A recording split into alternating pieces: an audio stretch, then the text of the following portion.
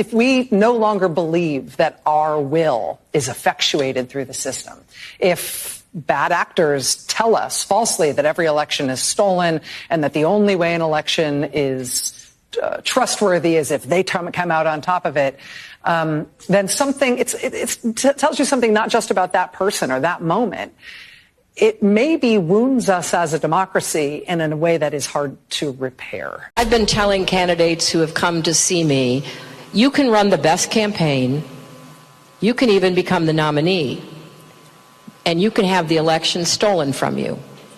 The lack of trust, the divisiveness, the undermining of faith in ourselves, in each other, respect for our institutions, the rule of law, all of that has been deliberately inculcated within our body politic. But we'll also have accountability for a political party that has just thrown in with all of the lies and the divisiveness and the lack of any conscience about what was being done to the country.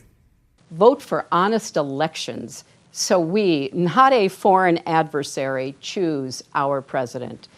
Vote for the diverse, hopeful America we saw in last night's roll call.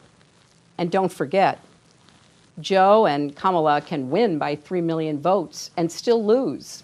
Take it from me. So we need numbers overwhelming so Trump can't sneak or steal his way to victory.